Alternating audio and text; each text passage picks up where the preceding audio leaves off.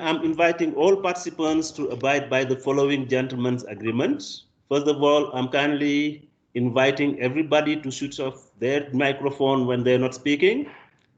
Turn off the videos. Even sometimes when you're speaking, it's better to turn off the video and write your questions and comments in the chat room. Respecting those rules will help us better hear each other and interact. Thank you very much for any, and sorry for any inconvenience.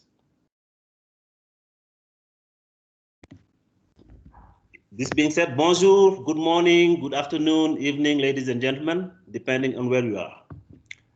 As part of the celebration of the International Mother Language Day, UNESCO IGBA is organizing this webinar to share experience and launch its teacher's guide on mother tongue-based multilingual education in Africa. My name is Saliu Sal. I'm the Senior Program Coordinator of IGBA, and I'll be moderating the session following this agenda. We'll hear welcoming remarks from the Director of IGBA, Dr. Yumiko Yokozeki. We will then invite the Director, Anne-Thérèse Ndong-Diatta, Director of UNESCO Regional Office for Eastern and Southern Africa, for her keynote speech. Thank you in advance, Director, for your everlasting support. After that, I'll give the floor to Mr. Binyam Sise, Program Officer at IGBA, who will be introducing the new teacher's guide. Then I will hand over the floor to Dr. Moges Yigezu, Associate Professor of Linguistics in Addis Ababa University. He will be also sharing his review on the teacher's guide and some experience on mother tongue in education. And then a presentation will follow from Mr. Saif C, Program Specialist at the UNESCO Office in Mali. The chat will be moderated by our colleague, Ms. Maria Andreas Shaikha, who is a consultant at IGBA. And to close the session, I'll be wrapping up and then say goodbye to everybody for the next session. So without further ado, I'm going to hand over the floor to Dr. Yumiko Yokozeki, Director of IGBA, for her welcoming remarks. And she will, as I said, afterwards invite Director Anne-Thérèse Ndong-Diatta for her keynote speech. So Yumiko, the floor is yours. Thank you very much, Saliu. Can you hear me? Yes, we can hear you. Okay. We can see you. So okay, good. I will try to put the video. So welcome to all of you to today's webinar organized as a part of our celebrations of the International Mother Language Day 2021. International Mother Language Day is observed every year on February 21st. So this year it was on Sunday, to promote the linguistic and cultural diversity and multilingualism around the world. The idea to celebrate this day first came from Bangladesh with a historic event. The General Conference of UNESCO decided to celebrate February 21 as International Mother Language Day in November 1999. The theme of this year's celebration is fostering multilingualism for inclusion in education and society. This is very relevant for Africa, as the continent is one of the most diverse, both in culture and languages. The reality is that in many countries throughout Africa, education is delivered in a language that not all students might not understand very well. As a result, students struggle academically and cognitively, and many might fail or drop out. Language of instruction is crucial. It can either include students in education and lifelong opportunities or exclude them.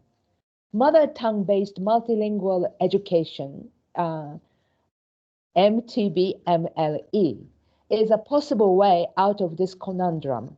It gives due recognition to the mother tongue, L1, in the early years of education, and then gradually builds and shifts to another language of national importance and further international language.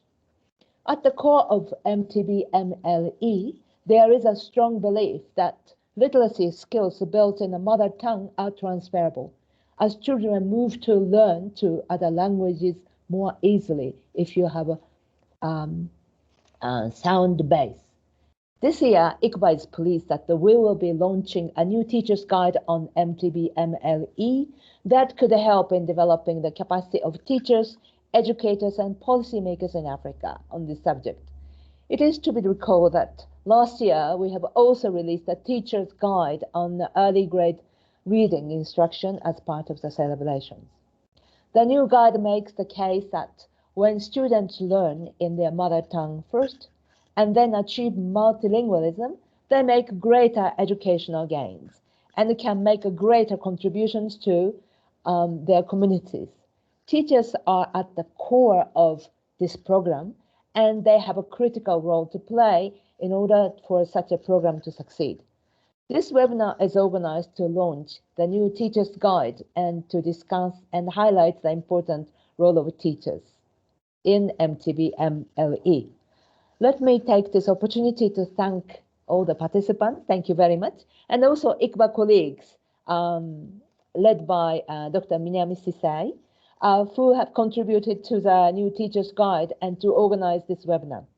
Then I would like to express my gratitude to Director Anne-Therese Ndongjata, my sister, for joining us to make a keynote speech in this webinar.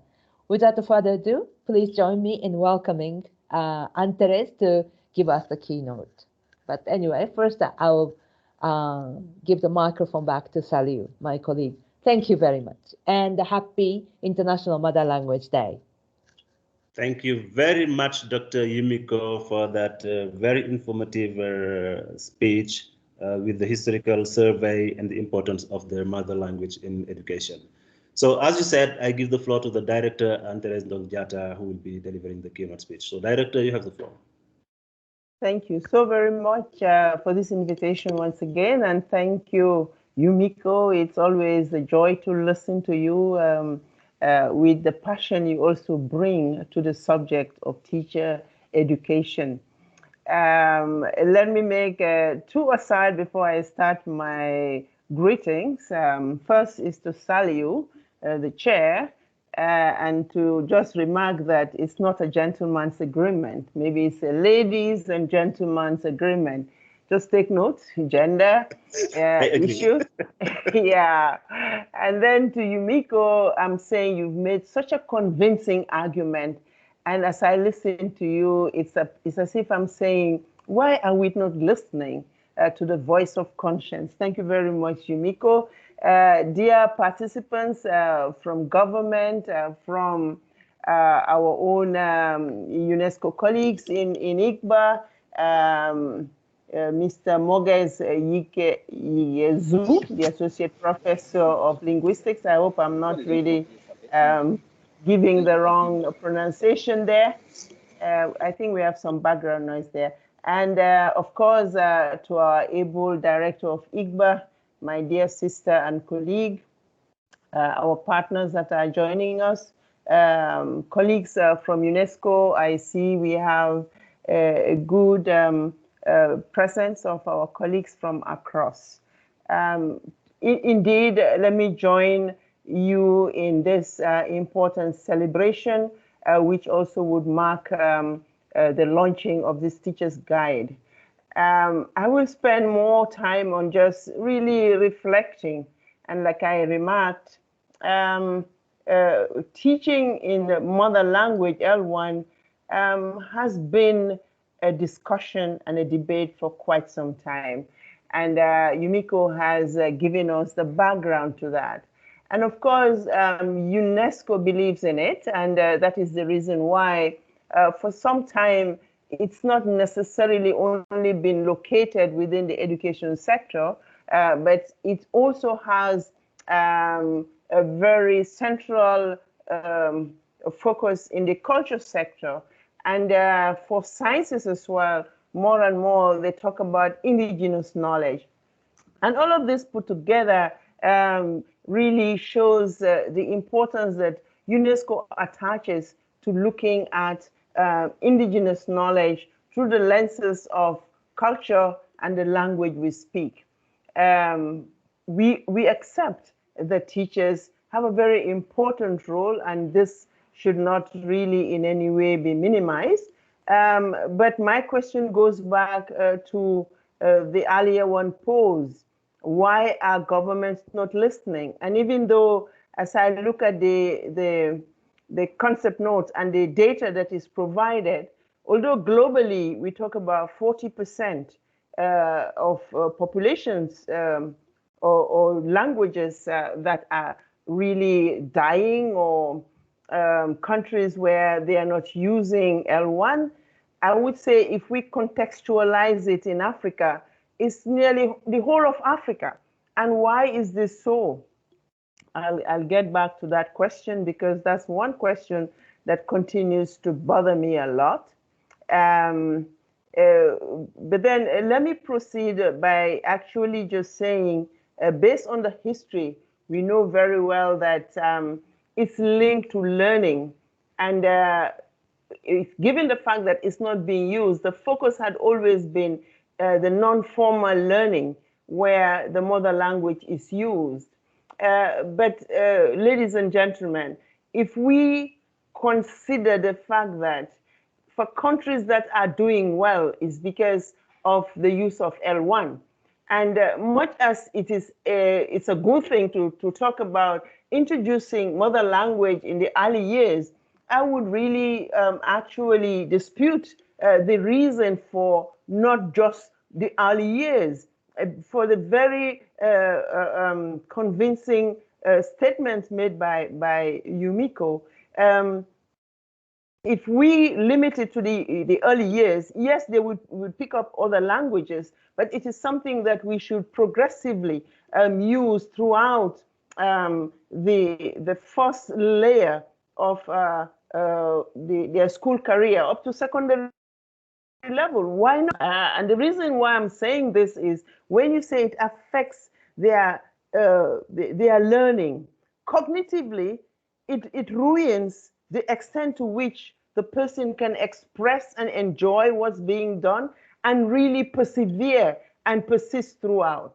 Now, why are our governments not really engaging is also a question of a complex linked to the colonial history. Because when you look at Africa, depending on who the colonial masters had been, that's the language of instruction.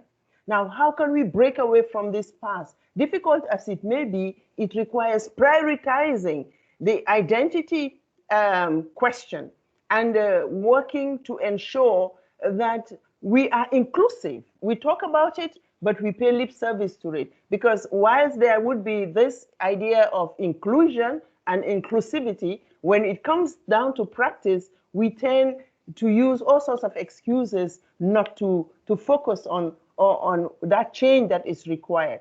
And therefore, the reason why whenever the question of assessment comes up, whenever the question of failure comes up, I always really rather not engage in the discourse because I know of the biases, and I've always used this. Let's look at an anecdotal evidence. You go to a village and you meet these children. You interact with them. They come across as very intelligent. You take them to school and you consider them failures, because what happens in our school system as a result of this deficit of not enjoying that in which they can be expressive is the fact that they spend all of their time looking at learning content that does not in any way engage them cognitively. Like first 2-3 years up to 4 years, they're learning words about dress, they're learning words about utensils and stuff that they use, they're learning words about stuff that's linked to play. So they're forever learning new vocabulary, with a vocabulary they've always got. So if you were to skip that level, you get them to be cognitively engaged in issues, developing strategies, even at that early age, on how to deal with relationships and how to be living together in peace, and how to really learn other concepts that could take them to another level. So there are certain basic questions. As we engage in this perennial issue of failure, underachievement in Africa, can we put in the front burner the reason? The true reason is essentially because they start at a disadvantage level from the word go. There are a number of questions. While we agree that teachers are important, how can we ensure that children in Africa have access to education in a language that is familiar to them? That's the first question. The second question, are our teachers well prepared? That's also true. But the teachers, as I tell you, they need to be prepared, but on their own, especially for those in the early years, they informally or non-formally always would use the mother language or the area language in order to get across to the children. So it's happening, and therefore important that this formal guide is introduced. But for me, the question, being what I am, a policymaker, being who I am, a politician, I believe the question goes down to policy and also to investment.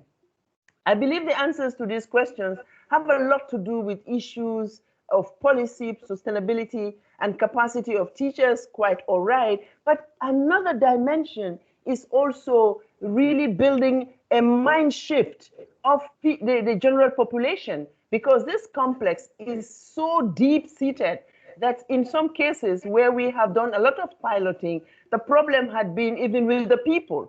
They would rather go for a school that is private and teaches in a foreign language than one that would want to introduce the mother language. So, ladies and gentlemen, I can go on and on. I recall when my sister approached me, I had said, I didn't know what to do when she said to me, I know you're passionate about it. And indeed, I'm passionate about it, because therein lies the reason why learning is such a challenge in most of our countries, and for a number of the children who are already very much excluded or are not learning.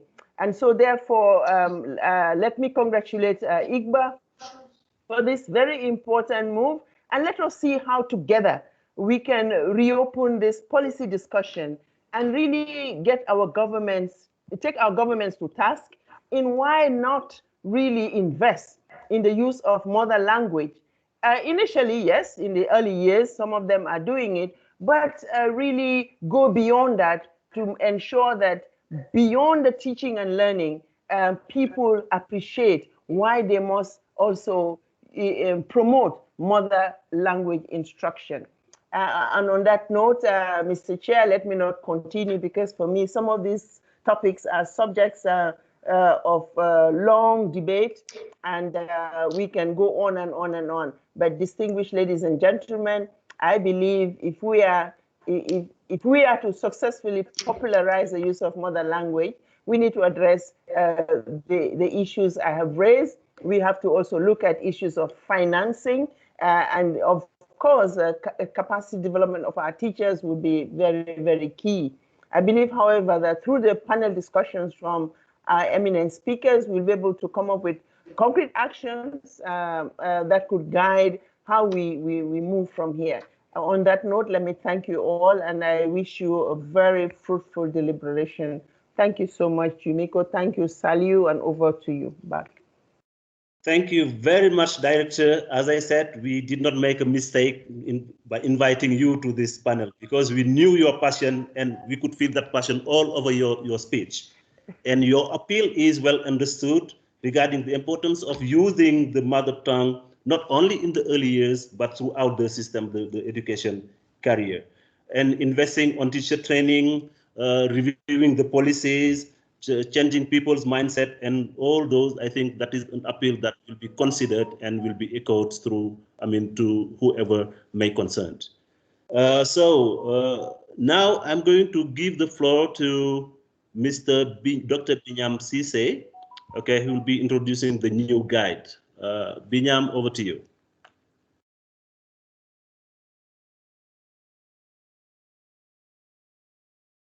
Binyam? Hello? Can you hear me?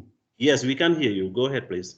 Okay. Can you see the slide as well, the presentation? Yes, I can see it. I think it's the same with others. Okay, perfect. Please go ahead. So thank you very much, colleagues. Happy International Mother Language Day from me as well. And I want to thank Dr. Yumiko and Director Anne-Therese for, for raising all the important questions and issues, and for setting the stage for the presentations and the panelists, for the interventions by the panelists. And I want to welcome our colleagues for this important day. I just want to start by saying this has been a joint effort of several colleagues, and I'm presenting on behalf of all of them. Especially, I want to thank 3 of our interns. Now they have moved into different positions, but I want to thank Dana, Tracy, and Marianne, who have been very helpful in the development of this guide. And I also wish to thank Dr. Mogas, who is with us today as a panelist, who has been very helpful in reviewing this material. The issue of this mother tongue has been discussed for a while now, and I'm glad that this year we're celebrating International Mother Language Day, and there is a lot of focus on multilingualism. አፍሪካ ልሳነ ብዙ አገር ነው። በአፍሪካ ውስጥ ወደ 2100 ቋንቋዎች ይነገራሉ። በዩኔስኮ ሪፖርት መሰረት በ2016 የታተመ ጽሑፍ መሰረት 40% የሚሆኑት የህፃናት በሚያውቁት ቋንቋ አይናገሩም።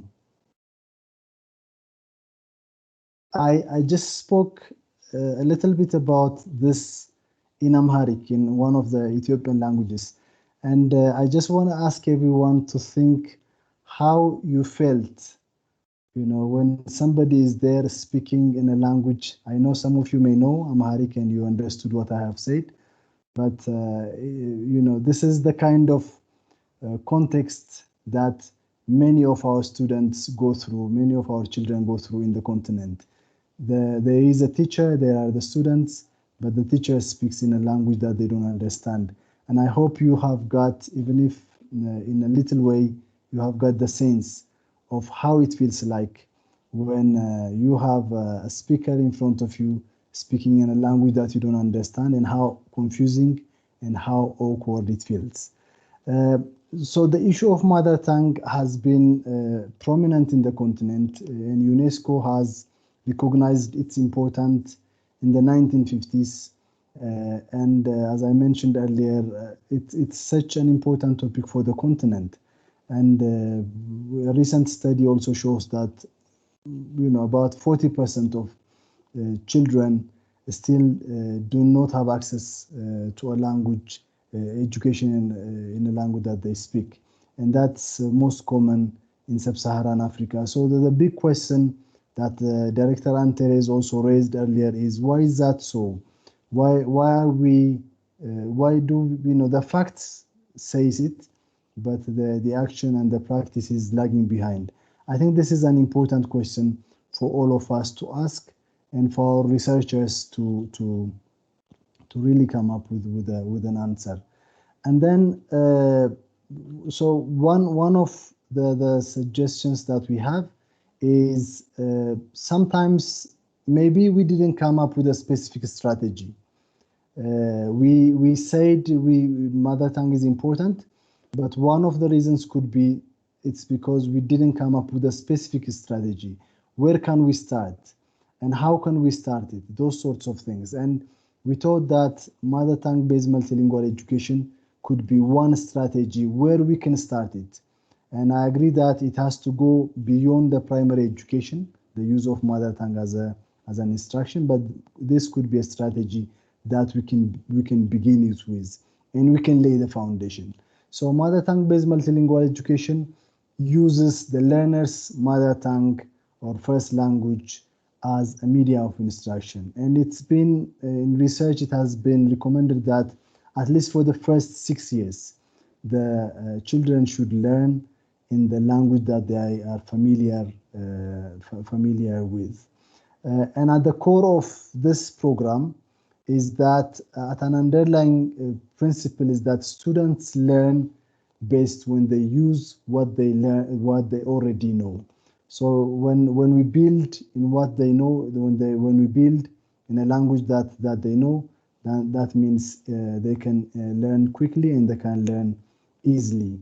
So we as ICBA, we really think that students come with a resource to the school, and that we should make use of that. And there are several benefits of mother tongue-based multilingual education, but just to mention a couple of them, one of the most important issues is about quality of education, its impact on quality of education. There are several research.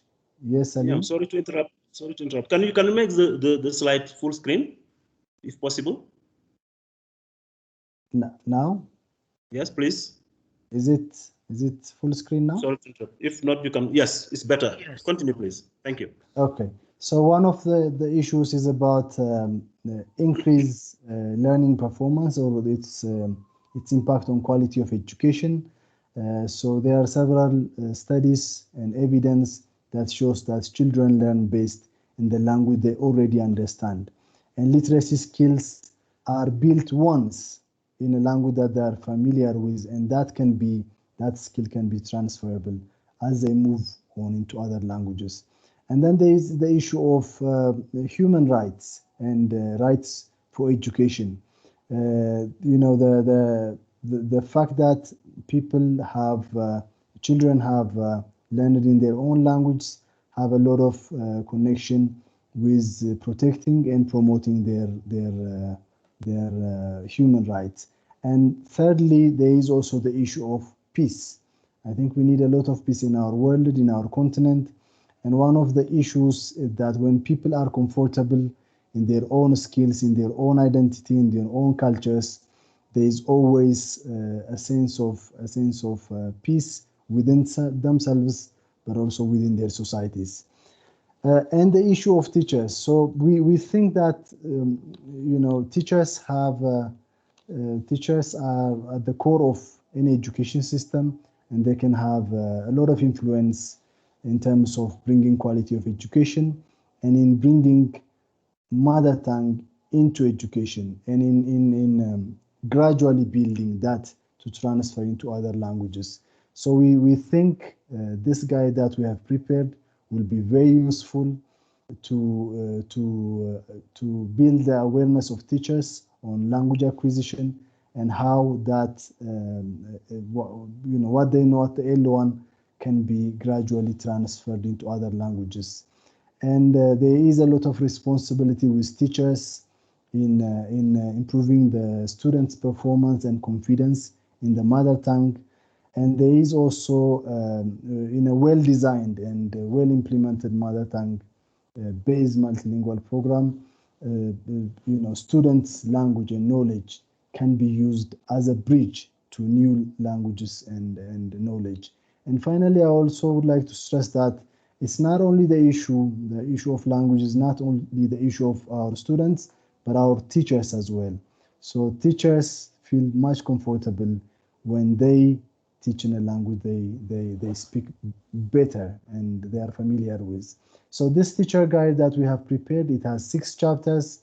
It has the introduction, and then there is a chapter that talks about the essence of mother tongue based multilingual education. And the 3rd chapter deals with the teacher's role and the teacher's importance and role. And the 4th one is about teaching and assessment activities. And finally, on engaging families and communities. And the last chapter, the 6th chapter, talks about some of the African experiences in mother tongue based multilingual education. We tried our best to also make it very practical.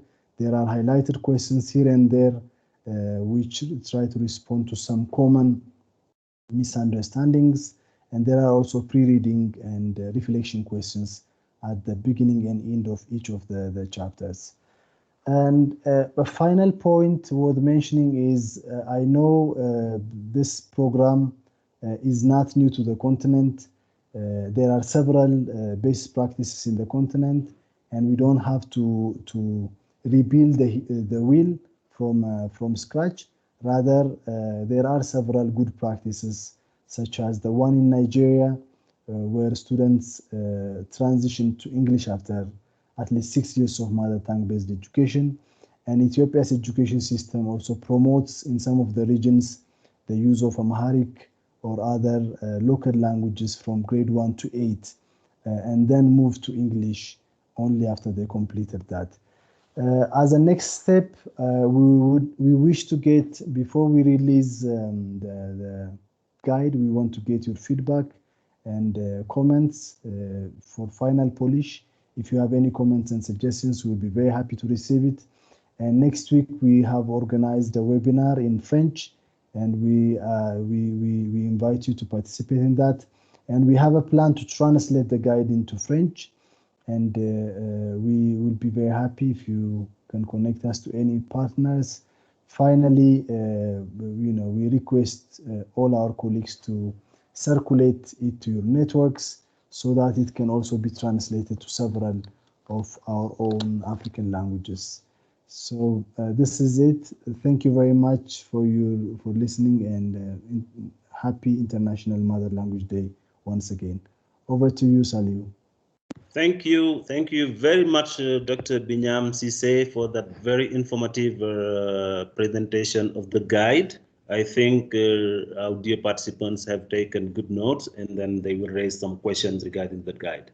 And further on, the guide will be distributed via email so that comments can be done later on. And as you said, for the next step, next week we'll organize the same session on that guide in French. So please join us also on that occasion. So without further ado, I give the floor to Dr. Magus, who will also say a few words regarding the guide and also share experience as far as mother tongue in education is concerned.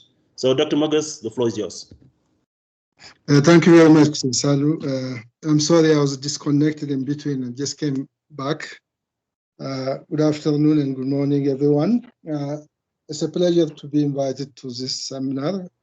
I would like to thank ICBA for inviting me to the celebration of the International Mother Language Day.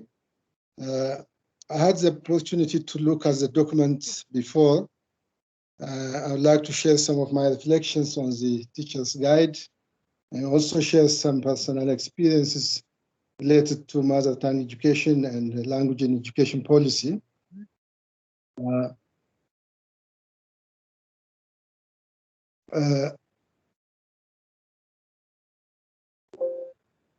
This guide promotes teaching in the children's first language, the language they learn it first and understand best. It's a very informative document. And the vital features of the guide are it familiarizes readers with the mother tongue-based multilingual education approach towards learning and its benefits. It also makes the case that students' languages are resources, they are not problems. It emphasizes the invaluable role the teacher in literacy can play and the role in the cognitive development of children in early literacy. The document also presents a variety of strategies, methods, teaching and assessment activities and ideas related to mother tongue-based multilingual education.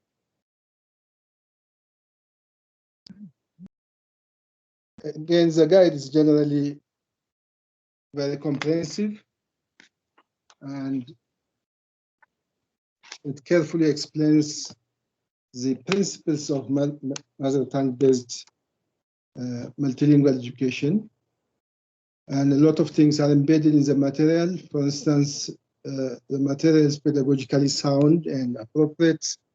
It contains questions and answers, pre-reading questions at the beginning of each chapter and a reflection section at the end of each chapter.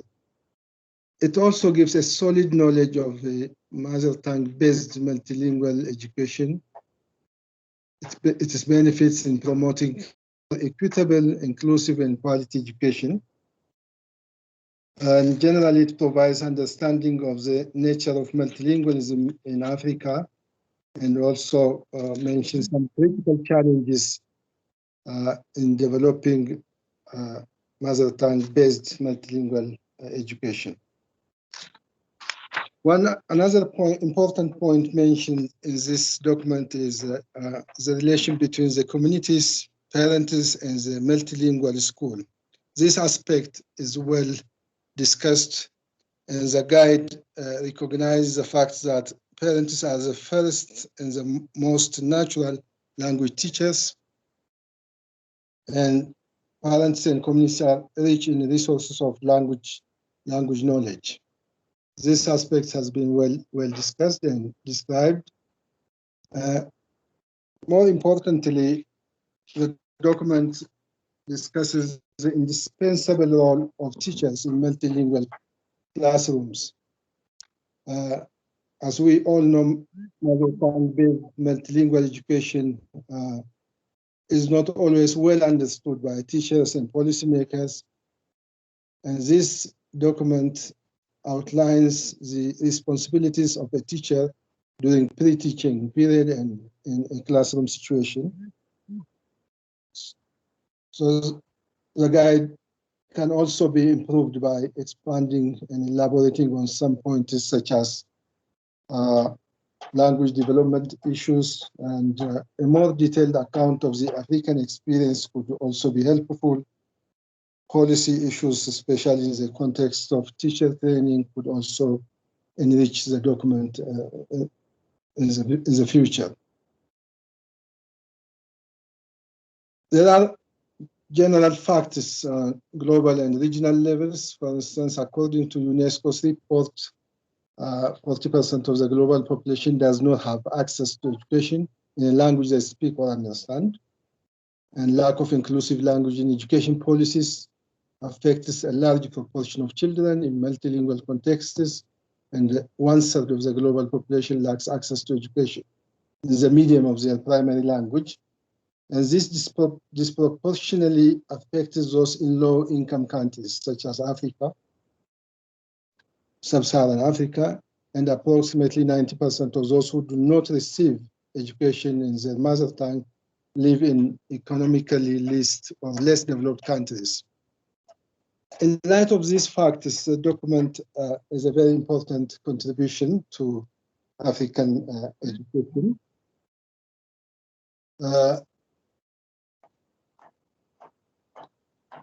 Mother tongue-based multilingual education is viewed as an essential step in achieving inclusive and quality education for all, as outlined in SDG 4. And inclusive and quality education is viewed as a key foundation in achieving all the 17 SDGs, so that mother tongue-based multilingual education is key to achieving sustainable development. It also increases appreciation and engagement with one's own culture and foster respect and understanding towards other cultures. And this contributes to social cohesion.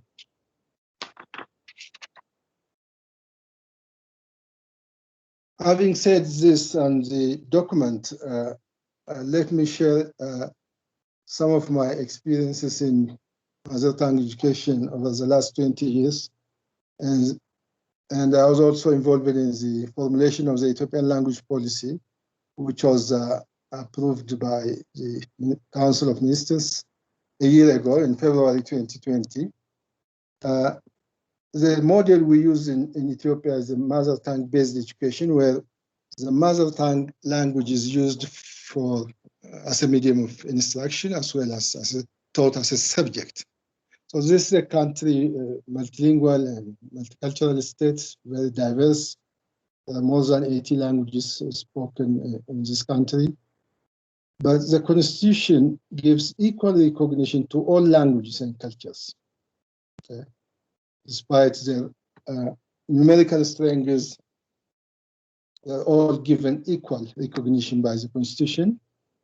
And Article 8 of the Ethiopian language policy stipulates that the medium of instruction of KG and elementary school shall be mother tongue.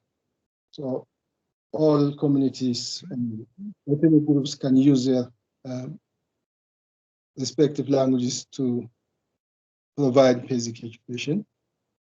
Relate on the training of mother teachers, Article 8 of the Ethiopian language policy also states that the training of teachers of indigenous languages shall apply effective and modern language teaching methods. The language in which they are being trained shall be the same as that which is determined to be used as a medium of instruction. So this is one of the articles stated in relation to training mother tongue teachers. Today, we have over 36 languages being used in the school system, either as a medium of instruction until grade 4, or as a subject to be taught in secondary education. And some of the major languages are also taught in colleges and universities.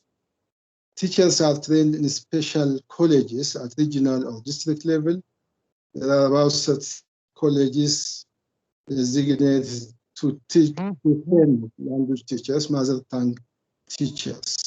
So some of the major languages are taught at BA and MA levels at various universities, but two of the major cross-regional languages are being taught at the PhD level. So using the mother tongue-based multilingual education has so many advantages, and in the past some achievements has been reported. And obviously, this approach increases access to basic education. Now it's very high, in the 97% or so. It's also increased learning performances. Obviously, protection of the basic human rights of education can be achieved through this approach. So mother tongue-based multilingual education become an increasingly significant act to recover, preserve, and develop endangered languages and to protect cultural identity. In Ethiopia, about 20 languages are endangered, about to be extinct. So some of them have been protected because of this policy. There are also some challenges we faced over the past 2 or 3 decades: lack of capacity in human and material aspects, especially for the smaller languages, lack of coordination between stakeholders and research institutions, there's lack of coordination and collaboration.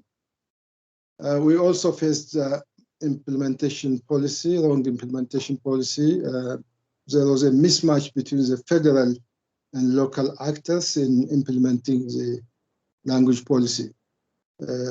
So as a remedy, as a solution to this, as I mentioned earlier, the National Language Policy for Capacity Building at all levels was developed and approved by the Council of Ministers in February 2020.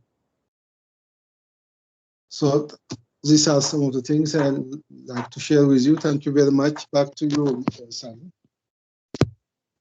Thank you very much, Dr. Mogus. Thank you for sharing your review of the guide, and thank you also for sharing the experience that is currently underway in Ethiopia, which can be taken as an example in the promotion of mother tongue in education. I think we need to learn more from that example. So now I give the floor to our colleague Saib C from UNESCO Bamako in Mali. And I invite all participants to put their comments and questions in the chat. Bonjour, Mbaké Diagne.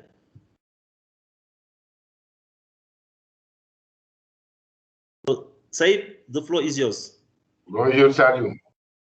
Merci, Mbaké. Okay, thank you, Saliou. dear Director Yumiko, dear Antares, dear Director Antares, it's always a joy to listen to you. And let me thank first Igba for giving me this opportunity to share a tool that has been developed by and for the countries for improving the quality of education, for strengthening the advocacy of for the generalization of the use of national languages in education system, to be more inclusive, to be and to adapt to the realities. Saïd, Yes, tu peux yes. faire un mode diapo, s'il te plaît? Yes, it's Mode good. diapo. It's okay.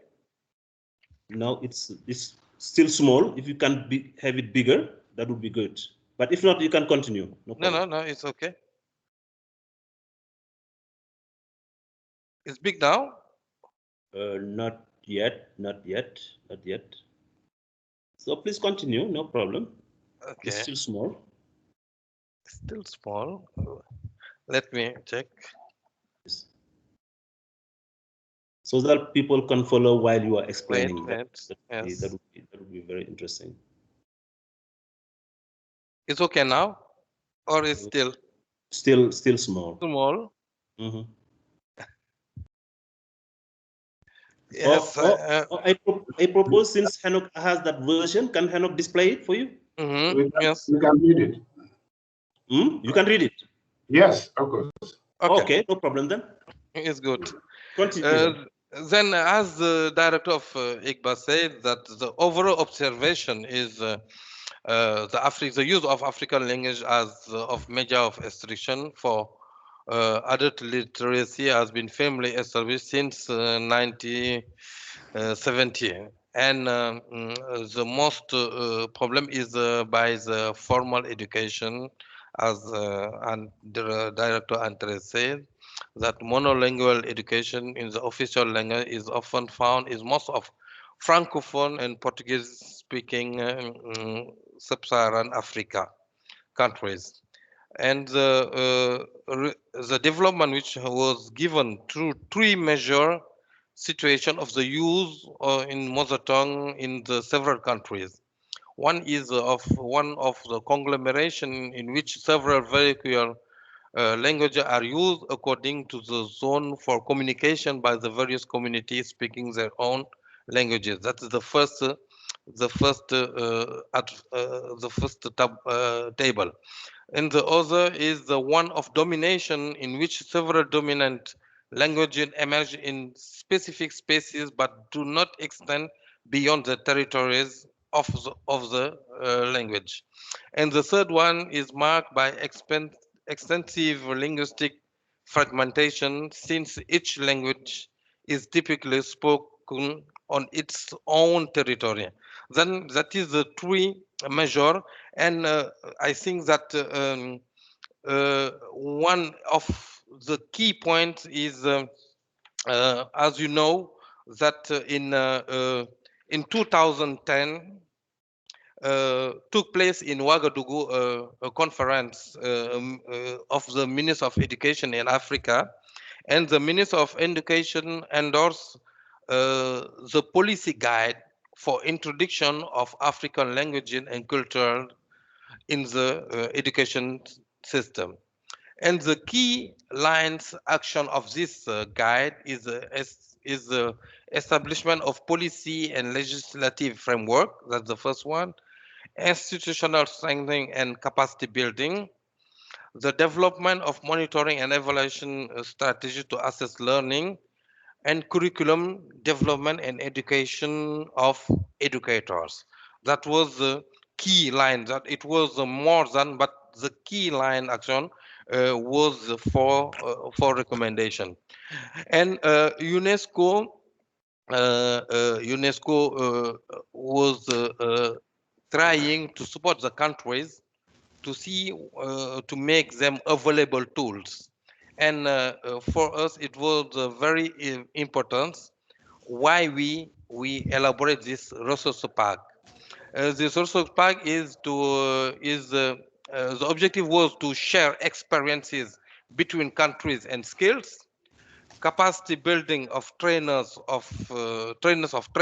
multilingual and multicultural education, and to see how to promote the mobility of teachers and trainers at the sub-regional level. I will come back to the cross-border languages, etc. And this resource pack was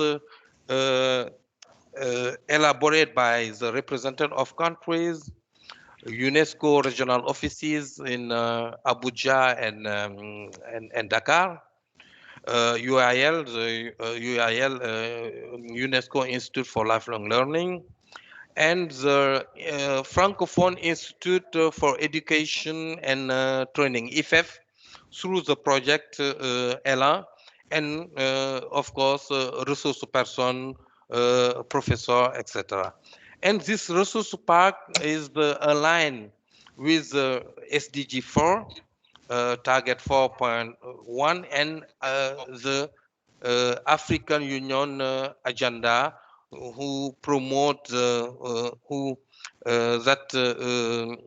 recommend to review educational curricula to include values and ideal of Pan-Africanism, African cultural values and heritage into education systems.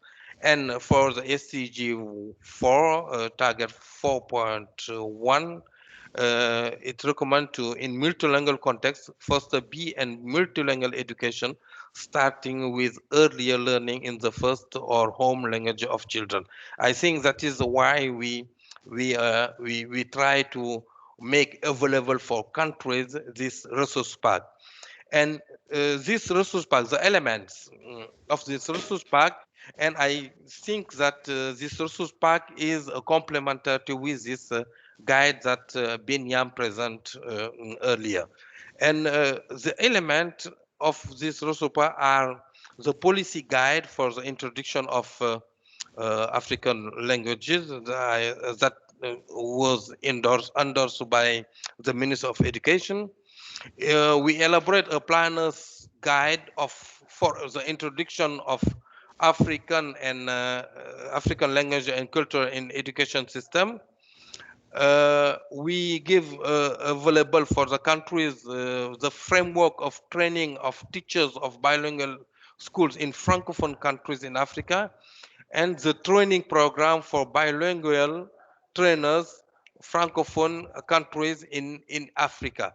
I think this resource pack is for, I have to say that is, this resource pack is available for the Francophone countries is in West Africa.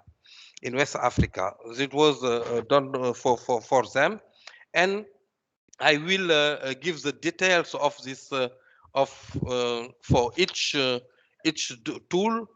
For the planner guides, I think that the objective is to meet the need to establish the guidelines.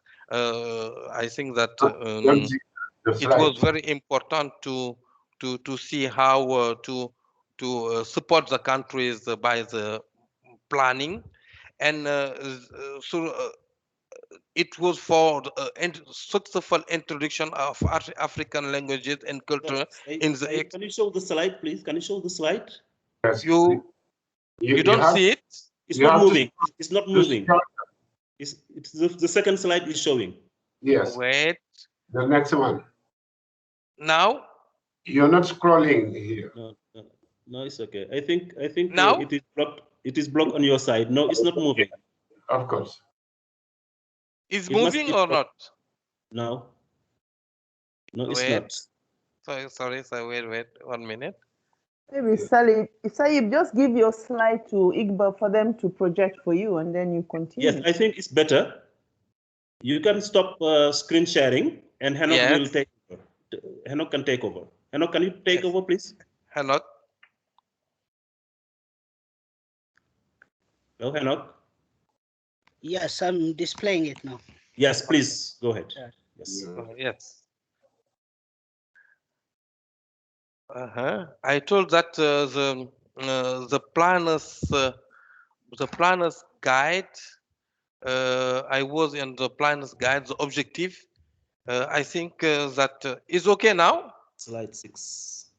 Slide 6, 7, Slide yes. 6. Hanok, slide 6. It's coming maybe.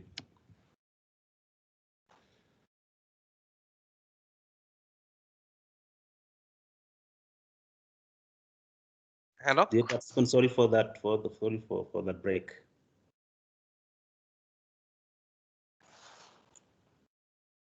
It's okay, Hanok? No, Salim. I'm trying to look at the Not slide. appearing. It will come.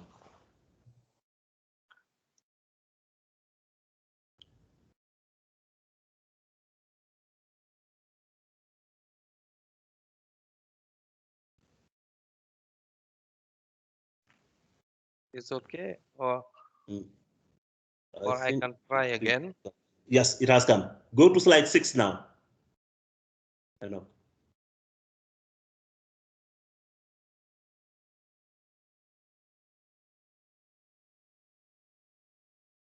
Yes, that one, I think. Yes. Is it okay, Said? Yeah. Good. I don't see it. You don't? It is, but you can go ahead. It is on slide Yes. 6. Okay. Very good. And now I told that the elements of this resource park, that I told that is the policy guide, the planner guides, and the framework of training to give orientation in the training program with the module. And next slide. And for the framework of the training of teachers, I think that for the planner guides, the objective is to meet the needs of established guidelines and sort of plan B, the B and multilingual education offer for a successful introduction. That means that this planner's guide is more concretely, and the guide is the element, the content about 2 chapters and the introduction. The introduction is the background and specific issues. The chapter 1 is the experimenting, as we know that country experimenting for many years, and the chapter 2, how to make the expansion. And for each chapter is field of activities like curriculum development, training teachers and training supervisor, development and production of teaching material and manual. And for each chapter 2, it contains the schedule of key activities, the logical framework, and the most important, I think, that is the summary of the financial estimation of each chapter. Then for us, it's very important to see how to support the planner by the introduction, for a successful introduction of the African language. And for the COFEP, called COFEP, that is the framework of the training of teacher of bilingual schools. I think that for that, the target for this COFEP, I think that is the objective is to demonstrate the specificities and needs of trainers, how to support countries in the operationalization of bilingual education, and we demonstrate the relevance of non-formal and of formal and non-formal bilingual education. And the content by the COFEP is 3 chapters. The third, I will come back later to the third. And the 2 main chapter is the first one, the importance of bilingual education at the level of reform in the sub-region, the model of additive bilingual education within the framework of lifelong learning. That is the first chapter. And the second chapter is focused on the mechanism, implementation process, the contribution to achieve an institutional political framework based and how to say that, data database. That is a framework to support countries how. And concretely, the last one of the resource pack is the training program for bilingual trainers. This training program has three main objectives: is to improve the quality of education, is to contribute to the integration of languages into education systems, and to see how to harmonize national bilingual education. We have seen that it was several experience, and the model countries have not a model. It is several model by the introduction, and that is this training program is to support countries how to make it this harmonizing the program, the curricula of the bilingual education. And the target group for this training program is can you please wrap up in 2 minutes? Yes, yes. That is the last slide.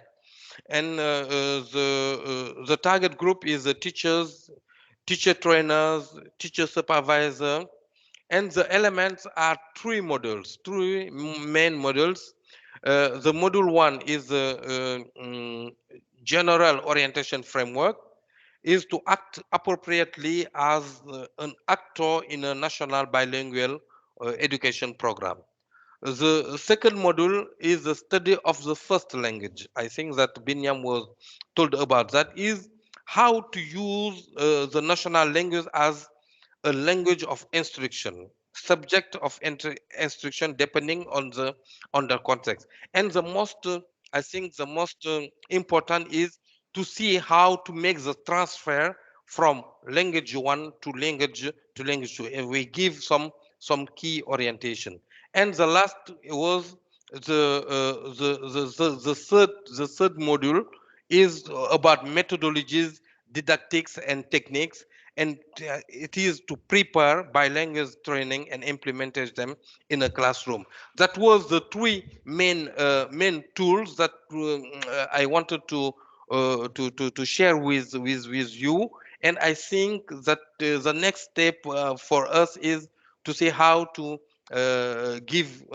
make it reality that the countries have to go to the generalization of bilingual education in the countries in francophone ECOWAS countries. Thank you, Salio, and thank you for hearing me. Thank you.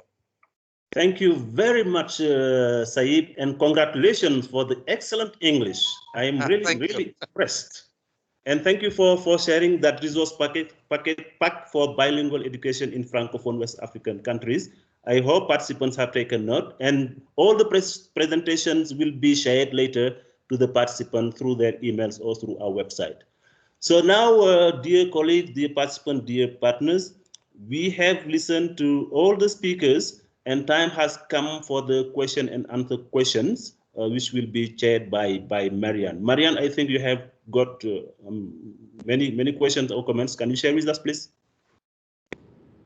Yes, thank you so much, Salio. Can you guys hear me okay? Is my voice clear? Mm-hmm. Okay, great, thank you. Yes, we've had a lot of questions and comments in the chat box. It's been a real job keeping up with all of the work that's happening on the right. But it's been a great discussion so far, and I just want to draw a little bit of attention to some of the excellent points brought up. Director Anne-Therese Nongjeta has posted some very insightful points, some interesting ideas. So if you haven't seen them yet, I would suggest going to the right in the chat box and checking out some of the ideas that she's posted there, which I hope we can incorporate a little bit later. So there are a few questions. I will start with two of them from, we have two guests today who have joined from Pakistan, and they're actually colleagues of mine. I want to group their questions together and ask them first. So the question we have from Ramsha is, what about the children who are taught multiple languages from their childhood? How do we choose which language to use for their education? So the idea of multiple mother tongues, what do we do about that type of situation? How do we address them? So I'm thinking that perhaps we can have Professor Mogus answer that, because he had a slide up about the 36 languages in Ethiopia. But it's up to you, whoever would, I think, like to address it. Maybe Saliu can direct that question. And then we have one more also from an attendee from Pakistan. Umrat Khan has asked this question.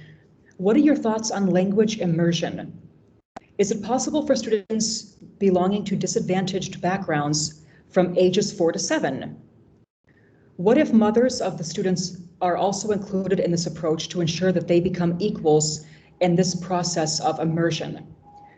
So the question is about the immersion, language immersion. Is it possible to do it for disadvantaged children, ages 4 to 7? And if we include the mothers, is immersion language possible? Okay, thank you, Mariam. I think, as you said, Mogus could try to answer the first question regarding the multiple mother tongue. And if Saib can have some elements to answer, they're welcome. Mogus, over to you. Yeah, thank you very much for the question. Yeah, with multiple mother tongues, we have this situation in multi-ethnic setting in big cities where children grow up speaking.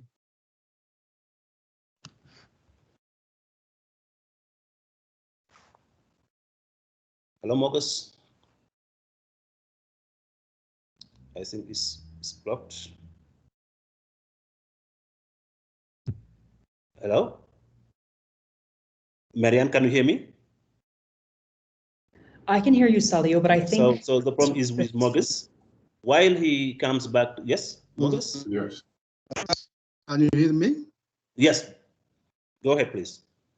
Yeah, by mother tongue was the first language, we mean the language the child understands better. Sometimes there are multiple languages spoken at home, one language at home, another language in the environment, maybe at national level, there is a third language. The main thing is the child to choose a language that the child knows and understands very well.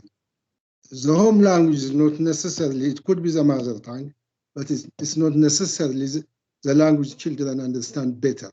So we have to consider the language competence of the children, in which language they are more competent and in which language they can express themselves and follow the education. So the mother tongue is not necessarily the best language they know.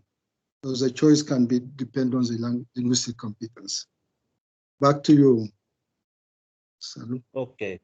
Thank you very much. We also acknowledge the presence of Mr. Ido, the director of BIE. I think he could take the floor if he can hear us for some words before we continue.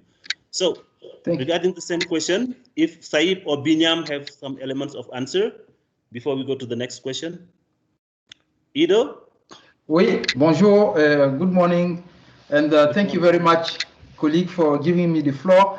Let me thank your director and also my big sister, Aunt Therese, our mentor, for her introduction that was very, very clear. She knows my passion for this topic, and I just want to underline two small things if you give me 2 minutes. The first one is one element on which we don't insist a lot in the advocacy is the issue of equity, simply equity, because we all know that the children who are born and bred in cities, they have no problem when they go to school. But those who are born in the rural areas, they only speak mother tongue. The first day they go to school, they start in French or English. So we are not giving the same chance to the kids.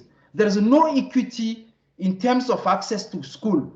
The children who are in the rural area, their right to education is boycotted, I don't know, right at the beginning. We are not respecting their right to education. So the language is also to promote equity in access to education. Another important point was raised about the parents refusing. Yes, you know, in Africa, our parents, they are like, in French, we say Saint Thomas. Maybe in the Bible, you have Saint Thomas. He believes in what he sees.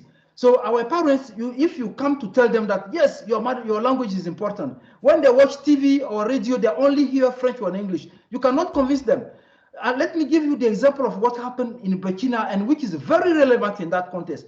An NGO undertook an experience in a rural area where they started by mother tongue, and the primary school, instead of 6 years, it is completed in 5 years, and the children, when they take examination, they all got the examination. And what happened is that parents in that area, the following year, it is the parents themselves who take their children from the formal school and bring them to this bilingual school, because they saw that it is a school that promotes the quality of learning. So they have to see, but unfortunately, a lot of experiences have been undertaken by UNESCO, but so far we are not taking to upscaling them because of many hindrances, including the lack of policy, clear linguistic policy, and the lack of planning the language as an important instrument in the education policies for the quality of education.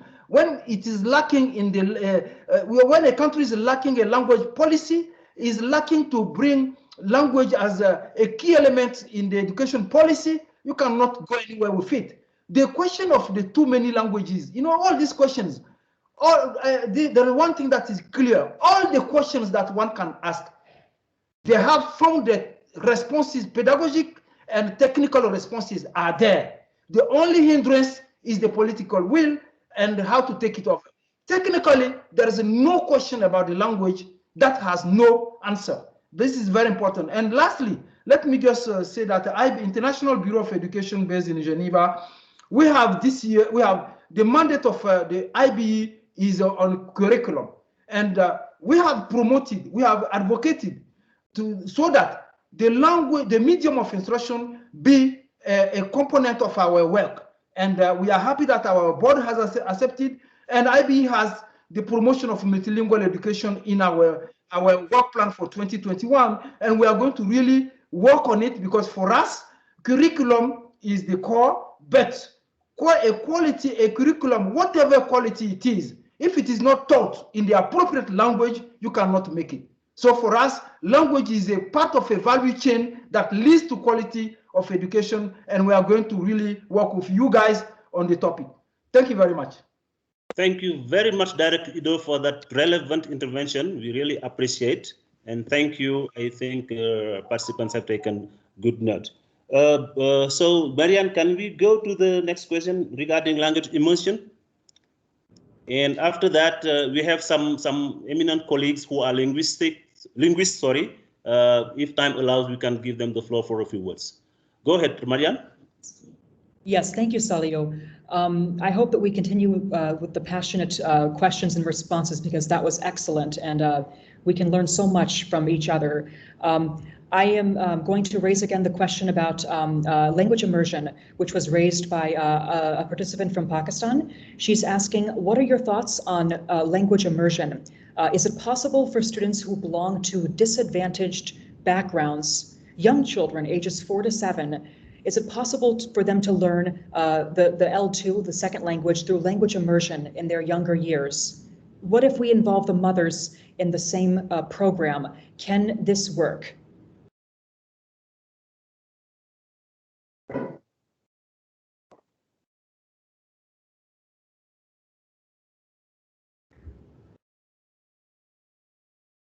So I'm not sure who would be best to answer this question. Would Professor Mogus like to? Yeah, maybe I mean, yeah. Language immersion is about second language learning. It's not about mother tongue or first language. So immersion is one type of method where children learn the second language as effectively as possible. And this experience are seen in Europe, where we have a number of refugees, children grown up in refugee campus and with their parents. So it helps, yeah, in that situation. But in Africa, I don't think this is very important. But when these children are away from their home area, and confronted with major languages they don't know, and where the parents also don't speak those languages, language immersion is very important method of creating inclusiveness and providing basic education for children as a matter of rights. I think for mother tongue education is not relevant. It's a methodology designed for second language teaching. Back to you.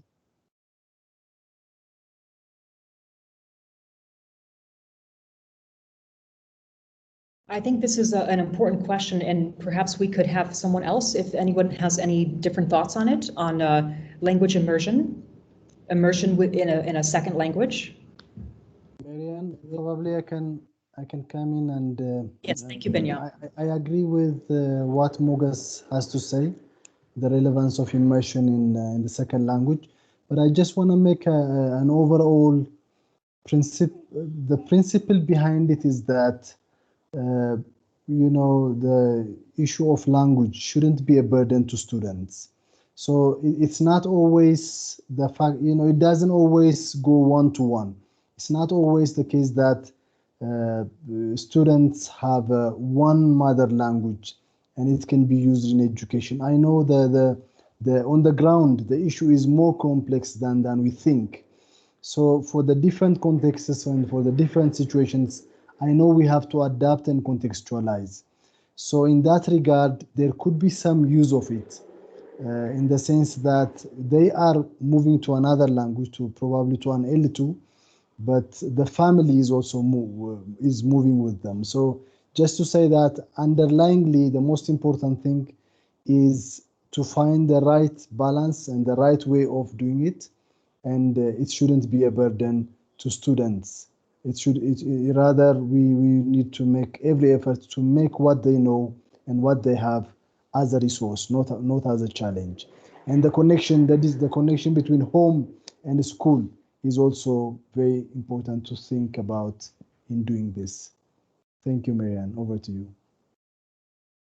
Very much, Binyam. I see Yumiko's hand. Yumiko, you want to get the floor?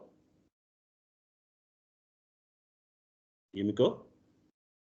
Yeah, thank you very much, Mia. I just wanted to share some of the examples from other regions, like in the United States in 1960s, that the Hispanic-speaking children had difficulties in coming into primary school. So to have a English as a medium of instruction straight away from Spanish-speaking. So there was a TV program called the Sesame Street, and that was it's not immersion, but it is an introduction of the second L2, and not in a classroom setting, but it's in a TV and a more fun way, like a play. And I think this shows us that, number one, we should avoid the situation where children would encounter L2 for the first time on the first grade in primary school. We should make them ready for L2, either at home or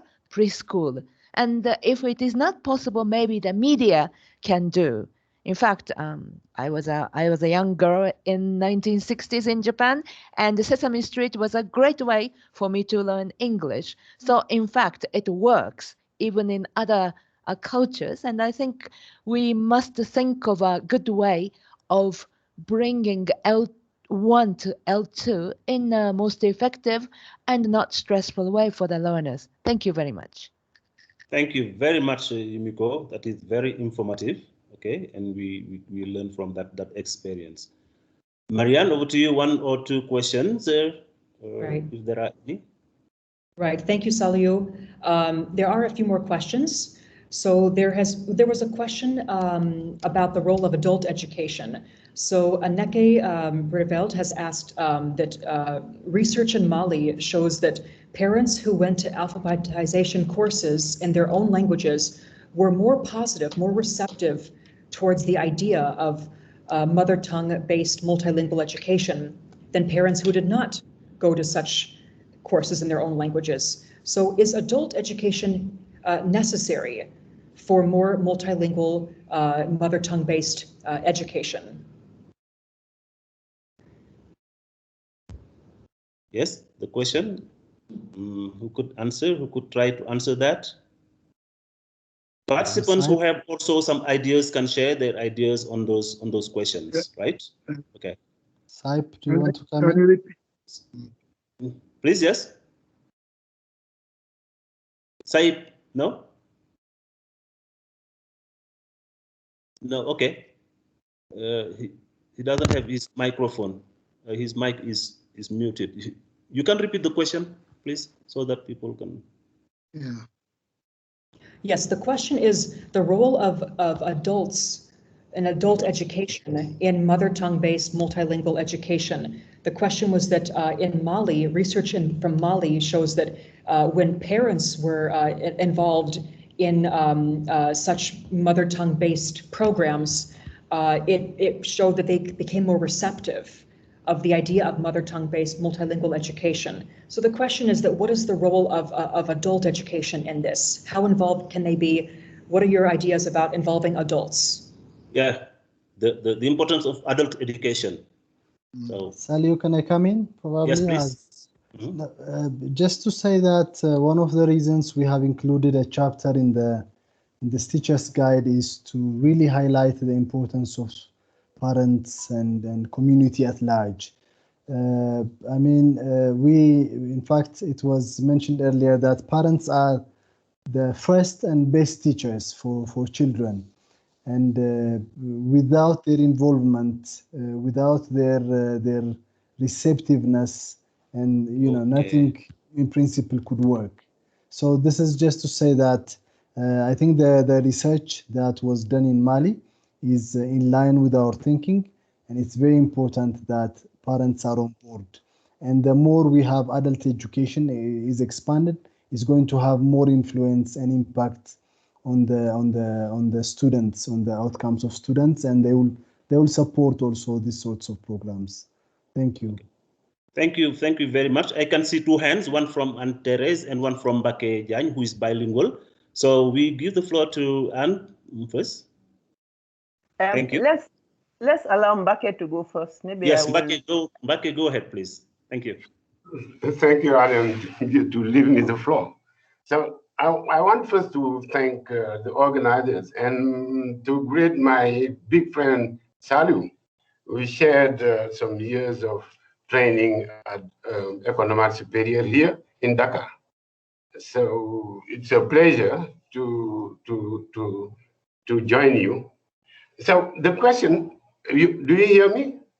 Yes, we can hear you. Go ahead, please. Okay, so this question is very important.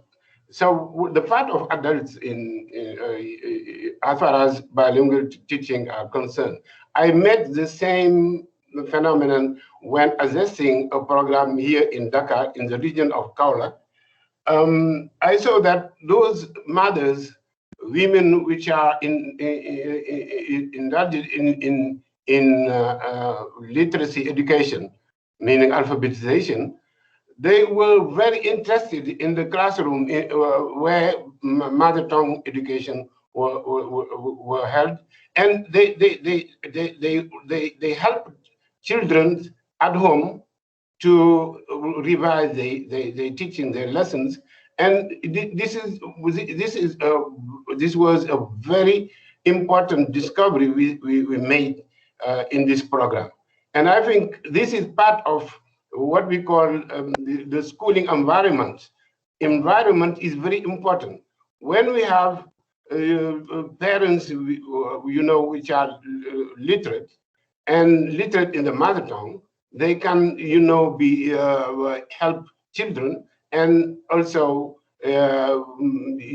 participate in the operation of the pedagogical activities in the school and even in the classroom, helping teachers.